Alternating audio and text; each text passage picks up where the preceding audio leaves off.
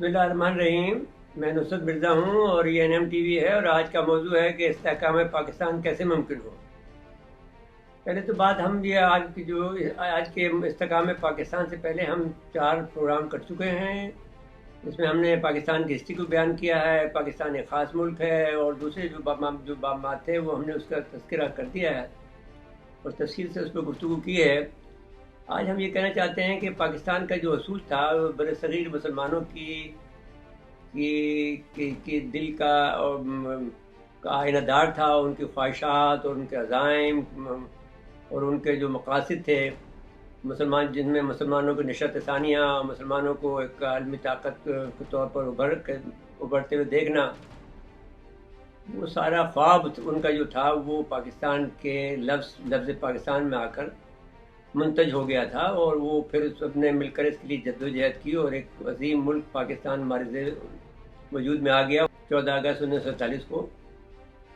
قائد اعظم محمد علی جناح نے جس طرح سے ان کی وکالت کی وہ ایک قابل کوئی اس کی مثال نہیں ملتی ہے۔ لوگ باگ کہتے ہیں وہ ایک اچھے وکیل تھے، انہوں نے پاکستان کی وکالت کی، وہ اچھے قائد تھے جو پاکستان کی رہنمائی کی، وہ ایک اچھے مدبر تھے جنہوں نے پاکستان کے جو مفکر تھے علامہ اقبال، ان کے فکر کو جو ہے انہوں نے پایا تکمیل کو پہنچایا۔ اب جب بننے کے بعد میں کیا ہوا کہ پاکستان کے اندر قائد اعظم محمد علی جناح اور لیاقت علی خان کی شہادت میں لیاقت علی خان کا انتقال ہو گیا۔ ان کو وقت نہیں مل سکا کہ ملک کو جو اس بنیادوں پر وہ قائم کرنا چاہتے تھے وہ قائم کر سکیں۔ انہوں نے آخری یہ کوشش کی تھی کہ بیوروکریسی کے ذریعے سے مدد لیں۔ انہوں نے بیوروکریسی کو بلا کر ایک اجلاس میں یہ کہا تھا کہ آپ اس ملک کو سنبھالیں، لیکن پھر اس میں یہ ہوا کہ وہ اس میں حکیم احسن جیسے ایک سیاستدان شامل تھا، تو انہوں نے سیاستدانوں کو بتا دیا، اور سیاستدانوں نے مل کر بیوروکریسی کے خلاف سازش کی، جو کہ زیادہ تر جو ہندوستان سے آئی تھی، اردو اسپیکنگ تھی، یا بہت سے علاقے جو وہاں پر جیسے آپ سندھ پاکستان میں 4 صوبے ہیں، وہاں تو اس وقت 29 صوبوں سے جو مسلمان آئے تھے ان میں تعدادات بھی تھے، لیکن یہ کہ وہ سارے پاکستان کے نام پر سب کے پاکستان کے لیے آئے تھے۔ کچھ اس بات پہ آئے تھے کہ وہ ان کو اچھی ملازمتیں ملیں گی، کچھ پاکستانی کے نظریے کے تحت آئے تھے، لیکن پاکستان کے لیے آئے تھے۔ تو وہ انہوں نے بیوروکریسی کو بدنام کیا اور پاکستان کو بیوروکریسی کو بلاخار میں بالکل نکو بنا دیا۔ پھر جو سیاستدان تھے، جو اس کی وجہ یہ تھی کہ جو پاکستان جو تھے وہ اس بات کے اہل نہیں تھے کہ جو ملک کو چلا سکیں۔ بیوروکریسی کو جیسا کہ میں نے کہا تباہ کر دیا گیا تھا۔ ماشاءاللہ کی وجہ سے عوام لا تعلق ہو گئے، جاگیرداروں اور سرمایہ داروں کو، اس سے پہلے جاگیردار سرمایہ داروں کو ہم ختم نہ کر سکے، ایک قوم نہ بن سکے۔ لسانیت اور فرقہ واریت کو جو ہوا دی گئی، یا تو جو ہوا دی گئی جو غیر ملکی لوگوں نے دی اور کبھی کبھی ہمارے لوگوں نے بھی دی۔ حکمرانی کا بالکل یکسر تجربہ نہیں تھا۔ ایک عالم پاکستان کا دشمن تھا جس میں یہود و نصارہ اور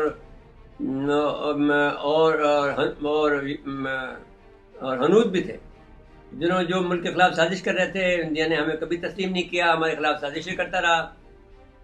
اور آپ یہ دیکھیں کہ پاکستان مسلمانوں کی تاریخ میں 3 بڑے واقعات کا میں ذکر کروں گا۔ ایک واقعہ تو ہمارا بنگال کا ہوا، جو مشرقی پاکستان کا، جہاں پر لسانیت کی بنیاد پر ہمارا ملک جو ہے ٹوٹ گیا، جو کہ جہاں سے تحریک چلی تھی، جہاں پر مسلم لیگ قائم ہوئی تھی، جس کی وجہ سے پاکستان جو ہے، آپ یاد کریں کہ جب پاکستان بنا تھا تو پاکستان کا پہلا تجربہ جو ہوا تھا وہ بنگال کی تقسیم پہ ہوا تھا، جو انگریز نے کی تھی، اس بنیاد پر کہ بنگال کو مینیج کرنا اس کے لیے مشکل ہو رہا تھا، تو کانگریس خلاف ہو گئی تھی۔ تو پھر اس نے قائد اعظم محمد علی جناح نے یہ کوشش کی کہ وہ ان کو سارے مسلمانوں نے کوشش کی کہ پھر وہ انگریز سے مل گئے اور کہا کہ اس کو قائم رہنے دیں۔ تو جو تجربہ ہمیں وہاں پہ ہوا بنگال کا، مشرقی بنگال کا، تو اس کی وجہ سے ہم پھر پاکستان کی خواب دیکھا گیا، اور وہ پاکستان پھر آپ ہمارے وجود میں آیا۔ لیکن پھر یہ وہاں پر جب ہم بنگال کو، ہم نے بنگالی زبان کو، اس وقت ہمارے میں یہ بصیرت نہیں تھی کہ ایسے ملک بھی ہوتے ہیں جس میں 4 ملک، جیسے کینیڈا ہے، 4 زبانیں بولی جاتی ہیں، تو رہنے دیتے۔ لیکن اس وقت یہ خیال تھا کہ اگر ہم نے ایک زبان نہیں رکھی تو پھر یہ ٹوٹ جائے گا، تو وہ تصور بھی تھا۔ لیکن بہرحال یہ تھا کہ مینجمنٹ کا ہمارے پاس یہ صلاحیت موجود نہیں تھی، جو بعد میں تباہ کو ثابت ہوئی۔ ایک تو بنگال کا واقعہ ہوا مسلمانوں کی تاریخ میں، اس سے پہلے پھر سلطنت عثمانیہ کا ہوا کہ انہوں نے ترکوں کے اندر، عربوں کے اندر تفرقہ ڈالا انگریزوں نے. اور اس سے پہلے جو ہے اسپین کا واقعہ ہوا، جس میں کہ مکمل طور پر اسپین میں مسلمان تباہ برباد ہو گئے. تو اب صورتحال یہ ہے کہ جو اب بھی یہ صورتحال ہے وہ یہی ہے کہ ہم اس میں کامیاب نہیں ہو سکے ہیں، کہ جو منزل تھی اور جو ہمارے پاس جو نظام بنایا گیا ہے، وہ جو کلرک اور بابو کا نظام ہے، اس وجہ سے بھی یہ ملک ترقی نہیں کر سکتا ہے، نہ اپنے مقام کو پہنچ سکتا ہے. کیونکہ اس میں نظام کے اندر ہم فکری طور پر یہ نظام وہ ہے جو کہ ہمارے ٹیلنٹ کو مار دیتا ہے، قتل گاہ ہے ٹیلنٹس کی.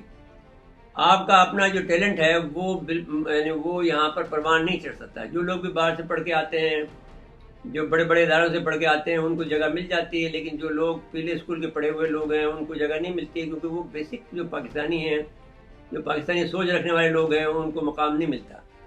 تو یہ صورتحال یہ ہے کہ جب میں نے ذکر کیا کہ ماشاء اللہ کا جو نظام تھا اس کی وجہ سے لوگ لا تعلق ہو گئے.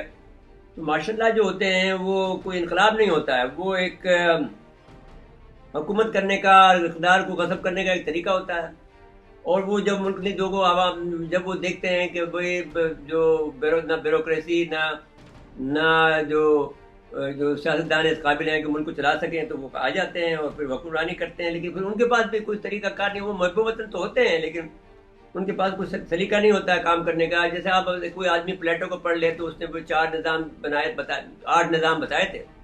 ایک منار کا نظام بنایا تھا کہ اس میں بادشاہت ہو جو کہ عوام کی فلاح کے لیے کام کرے. ایک ٹرینی بتایا تھا، ظالمانہ طرز حکومت بتائی تھی جو کہ اپنے مفاد کے لیے کام کرے. پھر ایرسٹوکریسی بتائی تھی جو کہ عوام کے مفاد کے لیے کام کریں. پھر اولیگارکی بنائی تھی جو کہ ایک جابرانہ طرز حکومت تھی، چند لوگوں کی چند سری حکومت اسے کہتے ہیں. اس طرح ڈیموکریسی چوتھے نمبر پہ آتی ہے. تو وہ بھی ایک اچھی ڈیموکریسی ہے. ایک دوسری ڈیموکریسی تو ہمارے ہاں جو ہے وہ کسی قسم کی وہ نہیں ہے. تو پھر پاکستان کو جو تقسیم کے لیے جو کوششیں کی گئی تھی، اس میں بھی جو ہمارے حکمران تھے، جو فوجی حکمران یحییٰ خان تھے، وہ فیل ہوئے اور وہ ملک کو قائم برقرار نہیں رکھ سکے. اب صورتحال یہ ہے کہ پاکستان ایک ایٹمی طاقت بن گیا ہے اور ہم چاہتے ہیں کہ یہ پاکستان جو ہے بہت بڑا اور بہت سی اور بھی طاقت بن گیا ہے. تو ہم چاہتے یہ ہیں کہ پاکستان کو استحکام ملے. اب مسئلہ یہ ہے کہ ہم معاشی طور پر ترقی یافتہ نہیں ہیں. ہم فوجی طور پر تو ترقی یافتہ ہو گئے ہیں لیکن معاشی طور پر ابھی تک نہیں ہوئے ہیں.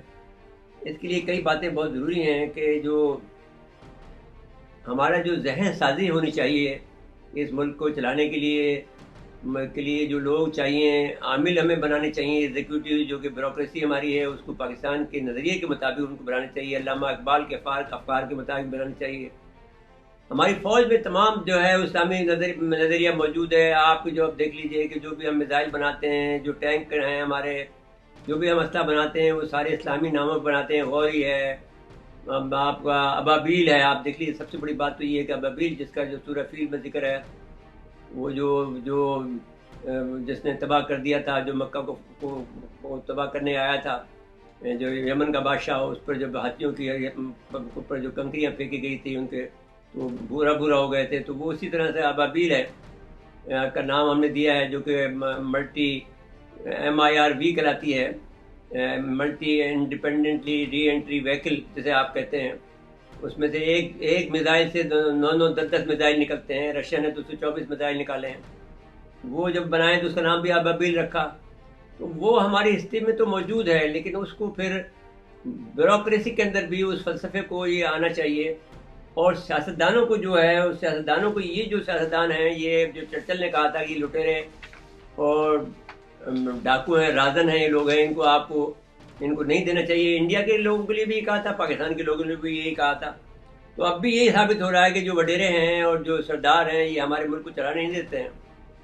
تو اب اس کے لیے میں جو فلسفہ دیتا ہوں، یہ تھوڑی میں دے چکا ہوں کہ وہ ٹیکنوکریٹ کی حکومت ہو، جو کہ جن کے دامن جو ہیں داغدار نہ ہوں، جو بے ایمان نہ ہوں، اور جو ملک کے لیے اور جو حکمرانی کا بھی تجربہ رکھتے ہوں، اور جو ساتھ ساتھ میں حکمرانی کرنا بھی جانتے ہوں، مخلص بھی ہوں، اور وہ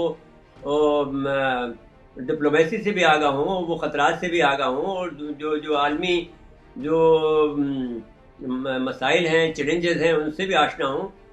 وہ سیاستدان ہونے چاہیے. تو پھر حکمران ملک کے ہونے چاہیے، تو پھر یہ ملک چل سکتا ہے. اور اس کے لیے یہ ہے کہ فوج کی بہرحال مدد کی ضرورت ہوگی، اور ہم اس کو اگر ہم ٹیکنوکریٹ کی حکومت دیں یا ہم اس کو اچھی یہ کہتے ہیں کہ بھئی پاکستان کی استحکام کی حکومت ہے یا اقبال کی حکومت ہے، اقبالی نظریہ یا پاکستان کی حکومت ہے، یہ دو قومی نظریہ کی حکومت ہے، تو جو بھی نام دیں اس کا خوبصورت سا نام ہم دے سکتے ہیں۔ ہم یہ دے سکتے ہیں کہ بھئی آپ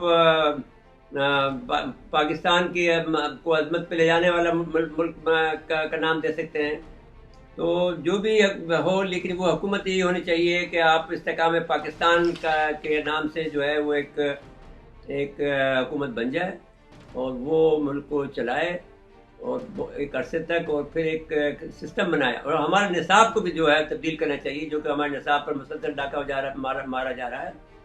امریکن یہ کام کر رہے ہیں اور برطانیہ یہ کام کر رہا ہے، تو اس کو کسی طرح سے ہم روکیں۔ جو دنیا میں ہم نے اب اس وقت مقام بنا لیا ہے، اس مقام کو برقرار رکھنا اور ساتھ ساتھ میں اپنے نظام کو لاگو کرنا، یہ ایک چیلنج ہے جس کو ہمیں ایک اپنے خاص طریقے سے اس کو عملی جامہ میں پہننا چاہیے۔ اس میں فوج کو اہم کردار ادا کرنا ہوگا، بیوروکریسی کو اہم کردار کرنا ہوگا، اور جو اچھے لوگ ہیں ان کو آگے لانا ہوگا۔